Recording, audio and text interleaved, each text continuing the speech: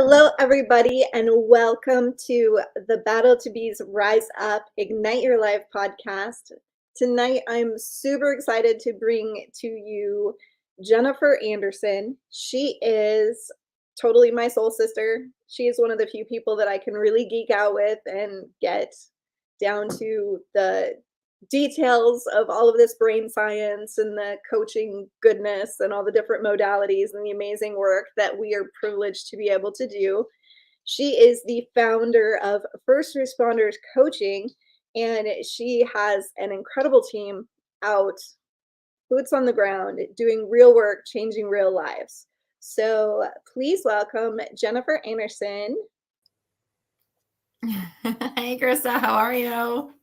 So good. How are you? Good. I'm very good. Thank you for having me on. I'm honored to be here tonight. Thank you. Well, there is so much going on in your world, and I want to have time to address all of it, but I also want to give everybody a little background. And I always do the playful question of what was your childhood like? So, who was little Jennifer? Oh my gosh, there's a fun place to start. No, my childhood was amazing. I grew up in a really small town in north central Massachusetts here. I actually live in the same town that I the very same area that I grew up in. Couldn't get out of the central Mass area. Favorite place to watch the seasons change, and no, it was a great childhood. Thank you for asking. That's awesome. Did you know what you wanted to be when you grow up? Yes, which is so funny. In fourth grade, I said I wanted to be a pediatrician, but I didn't know how to spell the word. And then I found out, I was like, well, I still want to work with kids. Let me go into teaching. So in fourth grade, I want to be a teacher. And then I was a high school English teacher for 17 years before embarking on the founder CEO role of First Responder Coaching. So yeah, 17 years of high school English education under my belt. Well, see, you're already used to working with challenging people who aren't sure that they want what you're selling. Yes. As a high school teacher, I was definitely mentor, coach, mom, to so many kids over that 17 years. And I'm actually really excited to have some of those former students in first responding that I'm now supporting through this work as well. And it's so honorable and it's so cool. I don't know, it's just kind of cool to have this full circle kind of piece to my work. But it definitely prepared me for my role as a coach in the first responder world. That is so awesome. And you were married to a police officer. Yes. So Kevin and I met and started dating in 2001. We were at Fitchburg State College here in Massachusetts. He was a criminal justice major, so I kind of knew, like, all right, he's going to be a police officer. But police officer and teacher, police officer, nerd, we know we are all right. We're all connected. Firefighters in this first responder world, and so I kind of knew what we were getting into, but I had no clue what that actually was going to look like, right? And so I remember when he was first getting on the force, I got a phone call from the chief saying, hey, this is, Chief so-and-so, I understand your husband is looking for a position on the police department. Do you support him? And I remember being like, wow, like that's kind of cool that the chief himself is reaching out, to the spouse to check in and, make sure that Kevin had a really solid foundation at home. And so I was like, oh my gosh, of course, like absolutely, I support him in his discovery and wanting to be a law enforcement officer. But how many of us really know what that means until we're like, year 7, 10, 15. That's when, the reality of really the person that you married changing and being influenced and, seeing, having them see, really difficult and challenging things. That's when your relationship is really, really put to the test. But yeah, no, he always wanted to be a police officer. So after 15 years, he ended up being medically retired, but he had a great career. It's interesting that timeline.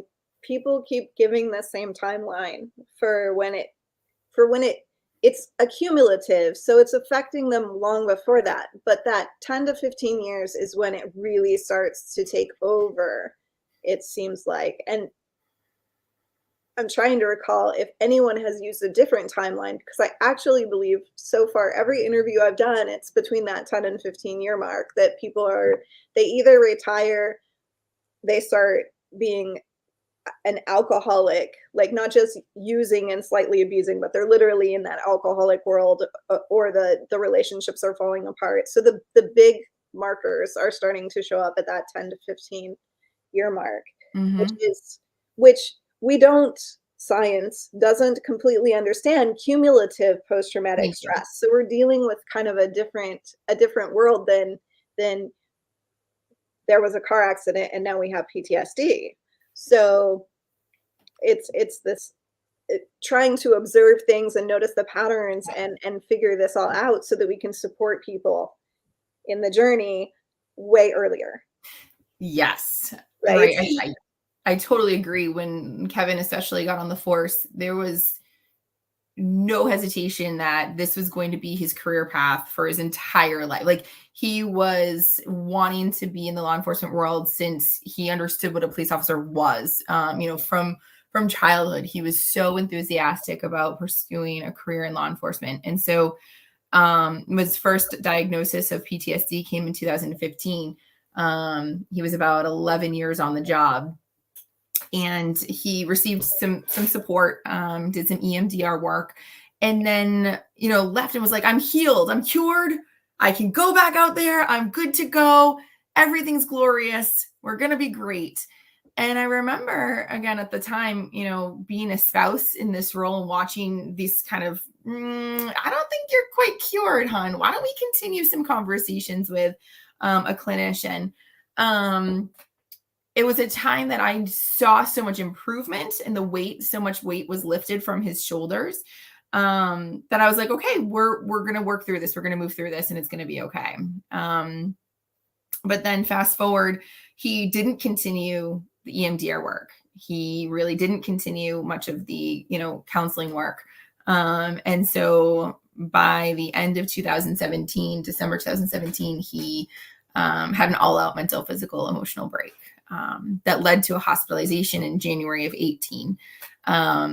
He was hospitalized for 6 weeks due to his suicidal ideations and obviously cumulative trauma, and you name it, he had it. He, again, the anxiety, the depression, every piece. And so he needed to focus on him and the growth and what he needed to do to move through that time. And as a spouse, it's so hard to watch, but we do our best to pick up the pieces as we go. And that's what I did. And was he the motivation for you to develop the programs that you have? Yeah, very much so. Because again, there really hasn't been any conversation. You kind of hit on it, that like there isn't much conversation right now about what can we do to prevent the trauma that we're experiencing in the first responder world from becoming PTSD, from becoming alcoholism, from becoming divorce and struggle within relationships. And I think those conversations, I know these conversations need to happen. You and I and everyone watching knows that conversations about trauma need to occur way before we get to picking up a bottle, way before we, engage in other nefarious behaviors that can lead to destruction, right? So what are we doing about that? And I think you and I are two of the front runners, the leaders here in this organization, this world, right, of having conversations about, okay, yeah, bad stuff happens, but then what? Right. And recognizing that there is a severe shortage of licensed therapists in general, and then licensed therapists that are qualified, capable, and skilled to handle trauma and to handle first responders. That makes such a small percentage of people that are able to do the necessary work. So I mean, to me, it seems obvious. And I know we've had this conversation that for us, it's like the obvious answer that, well, there's so many layers before therapy. that we can get to them long before that happens? And why are we not talking about making coaches and consultants available, broad spectrum? Because we have the qualifications and the training and the skill sets, and most of us were first responders to begin with, so we understand the culture. Yes. So add to that. Right. No, absolutely. Krista, no, you're 100% right. So, my husband sent to the hospital. Like, I remember it was a 6-hour intake process, and I'm driving home going, what do I do now? Like, where can I get support? Who can support me? Like, I called admin, I called, union. I was reaching out to everyone that would answer my phone call, but the other spouses, like, how do I get help? Where do I get help? How do I move through this? And there weren't any culturally competent people I could speak to. You go to Psychology Today and they're a great resource. And if we, if people, use that resource, please, please, please do. It's something. But there were no culturally competent. No one understood about our first responder world. And so that's ultimately what led me to coaching, because coaching is, as you know, and I'm sure many of your viewers do, about the moment. It's about right now.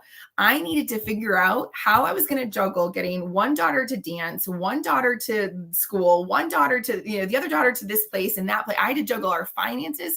I had to juggle, everything that was going on in our lives immediately by myself in an instant. And so I needed to focus on the moment, the day, like, how am I going to navigate? What's tomorrow even going to look like? And coaching was able to provide me with that kind of structure I needed to become the mom, the woman, the spouse, the wife that I needed to be to keep our family together and functional at a time that it could have completely imploded. There were lots of moments where I know it probably would have been easier to pick up and say, good luck. I can't do this. I can't be with you. But he's worth it. PTSD is not his fault. Trauma is not his fault. This is the career that they've been called to do. And it is a blessing that they're doing this work and being willing to accept the trauma that comes with it. And so I was like, absolutely not going anywhere. We will make this work. We will continue to make this work, whatever needs to happen. So that work was through coaching is really what it came down to be, and having conversations with culturally competent people in the coaching world, I think, is so incredibly helpful. So yeah, our story is really the inspiration behind what we've developed here, at FRC. So. You touched on a really important aspect that we can talk about. When we say first responder coaching, and this would be true for both of us, we're not just talking about the first responders. We're talking about their families as well. And oftentimes the partner is the first one into the system of coaching. And when they get comfortable, when they start building that trust, then where does that go? Mm-hmm. We need that level of support too. So oftentimes I'll say our first responder community, because I've been having conversations with other organizations who support first responders. The IAFF Fortitude program. I've had conversations with other organizations here locally in Massachusetts and across the country to bring coaching to them in ways that will support the community of first responders, not just specifically the individual, but all of our coaches here at FRC are first responders or the spouses of first responders for that level of cultural competency that I know that we need to build trust and understanding, and to move us through those traumatic experiences in positive ways, right? Again, Krista, you mentioned creating a space, right? We have to create the space, and there's so many modalities before that trauma turns into alcoholism or adultery or whatever else that might look like, right? And coaching is just one of those pieces that I think can be so beneficial to help our community stay together and understand what we're moving through. And you, I believe, now I'm going to hope that I get this right because I'm going off of a Facebook post that I saw a few days ago. You have started a little bit more focus on corporate. Yes. About Yeah. this. There's I'm really excited. Obviously our passion, my passion began in coaching individuals. I teamed up with the National Police Wives Association and was coaching Capitol Police spouses when I first entered the coaching scene about a year and a half ago. And those individual connections were just so powerful. As you can imagine, our spouses of our Capitol police officers really needed to have a level of support. And so as an individual, they were, let's bring this to the larger community. So shortly after, I went back to the person who trained me to be a coach and asked him to create a coach certification course. Paul is his name. He's a phenomenal human being and created a 12-week coach certification course. So we have a course already established for individuals who want to become coaches within our FRC framework. But also that filters into conversations about peer support teams, CISM teams, right? Your critical incident stress management teams, departments who are community-based or volunteer-based, right? So many of our volunteer departments just get overlooked, right? They don't have a set structure and set up for them. I'm having conversations with people who are policymakers, people who go into municipalities to share certain policies and procedures within departments to set up a mental health and wellness program within their organizations. So yeah, we've just developed a few weeks ago a departmental and organization package specifically tailored to departments who want to bring coaching to the individual. We want to streamline this as easily as possible. As you and I, again, I'm sure, and most of your viewers know that, coaching is improving, retention rates, is increasing longevity in the career, is helping our first responders in all aspects of life, right? We don't just coach one thing, just the trauma. No. We coach all of the above, right? The financial wellness, the spiritual whatever wellness that, that might look like for our individuals. So the whole person approach. So if departments themselves are looking at that level and say, okay, we want to offer something to our people that we see are hurting, that need some support, need a space to speak and talk and to move through these things, we absolutely offer those packages now. I'm really honored to be able to share that too. Thank you for asking. That's awesome. That's what we're working on too, is that departmental modular system that's super easy to implement, and you just pick the pieces that you need for your circumstance. Yeah, like you and I are on the same page, and we're like, it seems so obvious to us, the whole picture, what's missing, what isn't there, why are we not doing this? And when we have a conversation, it seems like because we get each other, but when we go somewhere else, it's always like, wait, I've never heard this before, or what are you even talking about, or how can we make that work, or like, there is this shock and awe that we're even talking about this. We can address it earlier. We can address it, quite easily. I've thought about that recently. I was just at a firefighter conference again here in Massachusetts. The New England Fire Chief Association put together a conference, and using one of my greatest assets to my FRC community, Don Pemberton. He's a firefighter out of Henderson, Nevada. And one of his go-to analogies is that we are the fire detectors, right? We're the early warning systems. Why are we waiting till the sprinklers come on and flames are already flying to establish any sort of program or connections with our first responder community to put out the flames? No. We need to be these smoke detectors. And I was sharing that with so many of the gentlemen that I was meeting at the Fire Chiefs Conference, and they were just like light bulbs. Wait, we can prevent that. Like is it proactive? Like we can do something before. Yeah. Yes, we can. Yes, we can. Let's do it. And it was just such a cool, again, epiphany for so many people to realize that we don't have to wait until trauma hits to prepare ourselves, to create toolboxes of strategies and whatever it might look like to prepare. So when it happens, because we're not naive, it's going to happen. Our spouses, first responder, it's going to happen. They are going to see something that's going to affect them, whether it's today, tomorrow, the day after, multitude of ones, as you said, the accumulation of that trauma. Why can't we? Like, let's do it. Right? I know, this is like every day. Okay, there's 5 million people to talk to. How do we get the message out? How do we get the word out? How do we get people talking about this? And literally just this week, I have finalized a research project that is 120 pages on coaching and its place in the mental health for first responders. I cannot wait to read it. Like, literally is that whole, how can we restructure this whole thing? And it starts with informed consent and psychoeducation at the beginning before they're even hired on, literally in their training.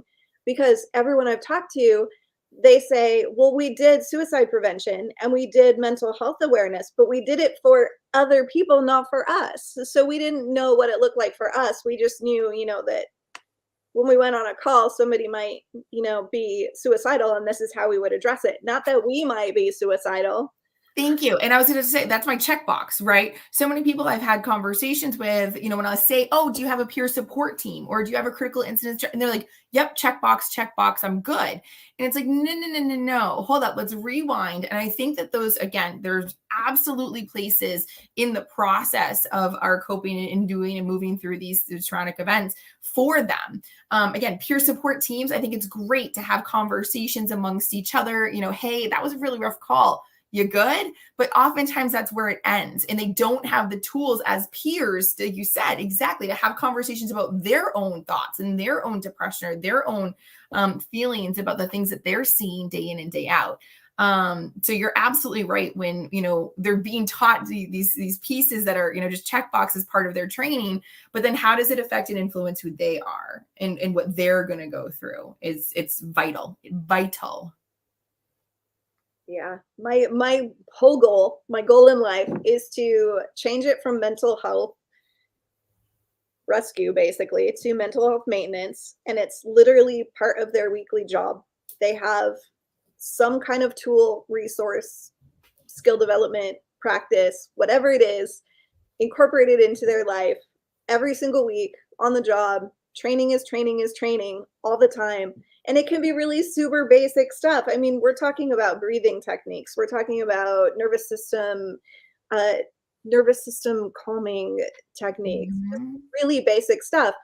I feel like I'm freaking out. How do I stop this for a second? Emotional awareness and regulation, like all of these things that we know are preventative and protective. That whole list of protective features, let's give those ahead of time. I was just jotting down, if you saw me, I was jotting down some words because you were like, it's not just about mental health awareness or maintenance. It's almost mental health protection. When you just said that word, it was like, again, like you and I are in the mental health protection field. We are going to continue to do our best. My mission is that there's going to be an FRC coach in every department across the country in like 5 years, maybe 10. I'm going to push for 5, but we need to have coaches in every single department having these conversations for the protection of their mental health as individuals, as first responders, as spouses, in our first responder community as a whole. I love you. And before any of you all, because every time I have someone on my podcast that is my competition, you guys don't get it. I always have to tell you, we are not competition because there is literally millions of people that need these services and lives depend on this getting out, and we are on exactly the same page. I have complete and absolute trust that if I send someone to her, they're going to get what they need. And well, I'm making assumptions here that you would say Totally vice versa. Of course. Are you kidding me? I'm excited to see where we again grow together in this mission. We have to have conversations. And I do admit there have been a couple of people that I've come across that have been like, oh, okay, well, you do your thing and I'm going to do mine. And it's like, well, okay, but we're going to get together. We're going to get more impactful, results by working together. And so, no, I am one of your biggest cheerleaders from behind, sharing and encouraging and absolutely supporting, everyone out there who is a champion for mental health resources for our first responder communities. Absolutely. None of us can do this alone. And we're little tiny people screaming in this vast space. And if we're screaming all by ourselves, no one's going to hear us. If we get together and we're a chorus and we're all shouting the same thing, that is a tidal wave of change. And that will actually get us where we want to go. So I'm not in this for me. You're not in it for you. We're in it because there's millions of people out there that are in need of this knowledge. And it's not impossible. We can literally do this. It's so possible and so tangible. Mm-hmm. And when you've seen a single person, when you've seen the life transform from, I don't want to live and I have no value and my wife would be better off without me, to, wait, I'm actually laughing and smiling and I feel it inside again. I feel again. That's my favorite thing I ever hear is I feel again. Yes. Huge. Give us a story or an experience. Oh. I want people to see you have that joy too, because you know exactly what I'm talking about. So I think so oftentimes where I'm at the, CEO and founder level. So I actually haven't done really any face-to-face coaching in a long time because for me, I want to be able to create the spaces. I want to create the connections for our coaches to be able to have those conversations. But I will never forget when I was coaching those Capitol Police spouses. There were some moments, I've got, whole setup and I'm like, okay, we're going to talk about, our values and what are our values and how are we going to use our values to set some goals for ourselves and be able to move through, these really challenging times. But there were some sessions that I would just sit there and we would just cry. We would just celebrate the fact that our husbands were alive. Celebrate the fact that our children were thriving despite the challenges that we were facing, right? Tons of gratitude work, right? So in the midst of chaos, having a space, just creating a physical space, and granted it was Zoom, but it was a physical space for us to come together to have conversations about the trauma that they were enduring, and then engaging it in productive ways that ultimately did help them focus on the day-to-day, on what did I need to accomplish tomorrow, and to create, again, a sense of community. They had been doing a sort of a wives club for a while, but to have some sort of, structure that was like, okay, guys, here's your space. Let's do it. I'm going to ask a few questions, a few powerful questions that are going to move us through the anger, the frustration, the challenges, and let's see if we can move to the other side of this. And then I'm honored to have 3 of those people who were in those first coaching calls as members of our FRC coaching staff. And 2 of them, of the 3, are now training coaches. So they even went further and said, no, I want to continue in this path. I want to train other coaches on how to coach and how to make these connections, because they just saw such value in it. So I get goosebumps thinking about my girls, my ladies down as in the Capitol, and some of the struggles that they went through and moved through and are now thriving through.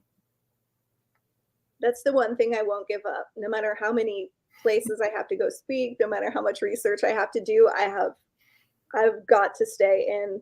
Like, I can't. I know, it's so hard. It really is hard.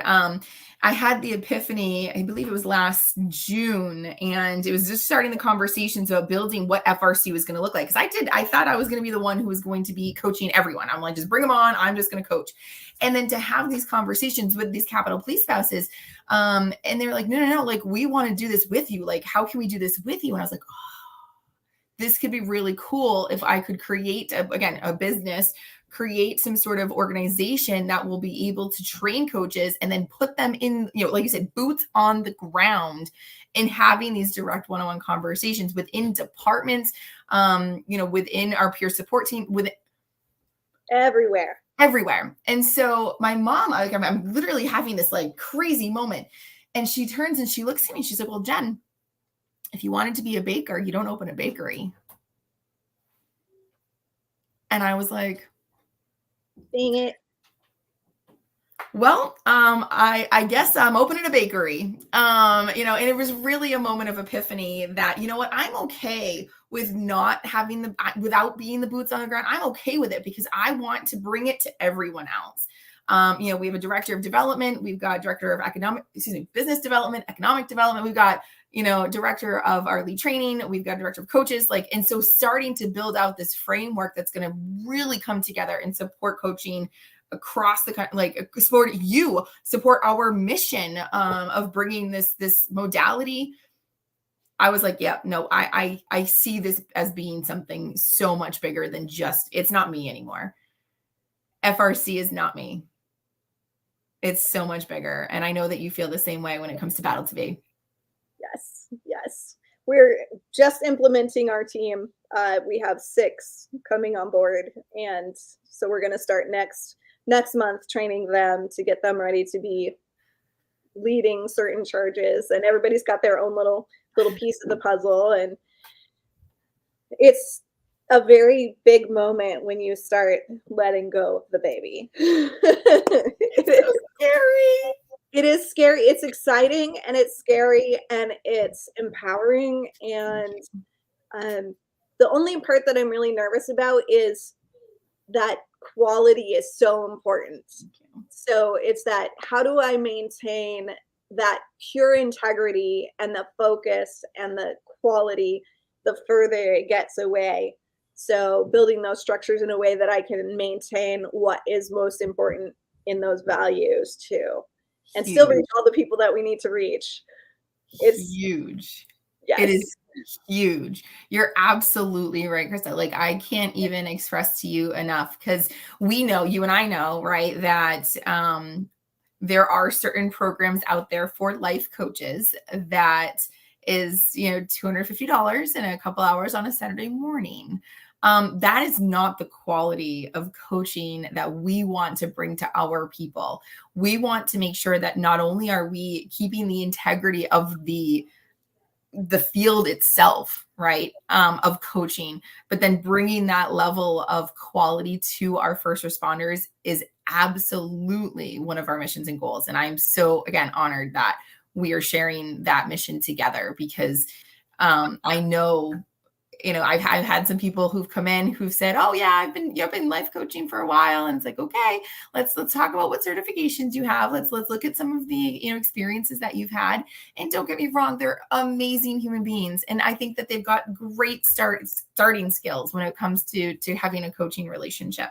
And I say, okay, come here. Let me show you something. And we put them into a couple of our coach certification classes, and it's just, yep, let's do this. So we actually just launched another class. We had one class just finish up last week. We've got another class finishing up in a couple more weeks. And we just launched another class this week. So it's so exciting to be watching you, watching us, watching every, again, modality of the mental health protection coming together. We need to coin that. All of this work is so amazing. I love that you did say not all coaches are created equal. That is important to know. And again, it's that same puzzle piece with therapists as well. Just because you have a certification doesn't mean that you should be working with trauma, doesn't mean that you should be working with first responders. So all of you guys out there that are listening, you hold the power to choose who you want to work with. So just because someone is a coach and they're in your space and you can, they come up to you and they say, hey, I can coach you, doesn't mean you have to choose them. It's not like there's only one doctor on your insurance plan. You actually can interview your coach. You Yes. can ask for references, and I know you've got tons of references. You can ask for credentials. Yes. Have a conversation with them before you hire them and see if the way they speak works for you, if you feel comfortable with them, if you feel a connection with them, because there's a level of trust that has to be there. Yes. And if it's not there, it's not going to be there 6 months from now. Thank you. Yeah. You're going to connect a little bit. You're going to have a certain degree of, hey, I can actually spend some time with this person, because they're going to be getting into your deepest, darkest places. Yes. And you have to be willing to share your deepest, darkest places. So if you're not comfortable with them, that's just not going to work. So it's a relationship. Coaching is a relationship that you're not stuck with someone just because they happen to be there or they happen to be a coach. Do that. Ask some questions, find out what they know, find out what their background is. And I'm a big advocate of education and continuing education and getting education from multiple resources, because no singular resource has all of the information. And if you're not continuing the journey, you're missing all the new science. And there's massive amounts of new science coming out in our world, in the PTSD world right now. The neuroscience is just rapidly progressing. Fascinating. I'm really looking forward to digging into some more research soon enough. Because, again, not just from the general population, but seeing so many of the pieces of what trauma had done to my husband in terms of his brain and neurological and executive functioning skills, like zero. The man had zero executive functioning skills for a very long time after his hospitalization. And we talk about TBIs, right? The traumatic brain injuries. And it's like, well, that's a physical. No. Like, the ability for your brain to shut down all executive functioning skills because of an emotional, because of a PTSD is real. Right. And so starting to see that information coming out is just, it's fascinating to me. And, looking forward to some point wanting to research more about how that impacts generationally, the secondary traumas. Again, going back to the family structures, right? My husband's eating habits, sleeping habits are still to this day not a typical, and again, most of our first responders don't, right? Because of their schedules and their routines. But he's been retired since 2019. He's been home since 2018. So you'd think that some of the, circadian rhythms of life would have kicked in by now, and nope. So in what ways is that affecting our children? What sort of eating habits and sleeping habits are they, picking up on as being a part of the norm? And how is that going to impact their adulthood? I think would be fascinating information to continue to learn and research. There's so many different places where this all needs to be so expanded upon. It's fascinating. Mm-hmm. Oh, all this stuff. So how do people get a hold of you? Oh my gosh. So a couple of ways. First and foremost, my email address, jennifer.1strespondercoaching.org. Our website, 1strespondercoaching.org. We are obviously on Facebook. You can find us again, 1strespondercoaching.org, or the Facebook group, again, 1st. So I'm sure you'll be putting all that stuff up there too. And I'd be honored to, again, share and love to have a continuing conversation with you, Krista. This was awesome. Thank you. Yeah, I feel like somewhere there's a project that we'll work on together. I'm just not sure what that looks like yet. Totally agree. And I appreciate the soul sister geeking out, because I definitely felt that too. When we first met, I felt like you and I were like, oh my gosh, we're on the same page. This is so exciting. So no one understands. I swear to God, no one understands. And it all seems just so like, but this, and it's just so obvious. And I don't get it. Why do you not understand? We had such a good time together. We still have to go get our nails done someday. Yes. I haven't had mine done in a bit, because I've been doing so much typing. I don't I want was like, can you cut them really short this time? I have some typing to do. Thank you again, Krista. I'm so honored to know you. I'm so happy that you came today, and I will see you later. Thank you so much. Appreciate it. Bye-bye. So again, first responder coaching, and you can find her in all the different Facebook. They have an amazing Facebook group where you can actually go and just talk to a bunch of other people that are either coaches or clients of their coaches, or just people who are perusing, wanting more information and just want support. So it's a really great place to get kind of a feel for what that looks like. And I will, of course, put all of the links when we do the anchor for this podcast. So if you can't find them or you're struggling, message me and I will get that information to you if the anchor post hasn't gone up yet. Again, Krista Fee with Battle to Be, signing off.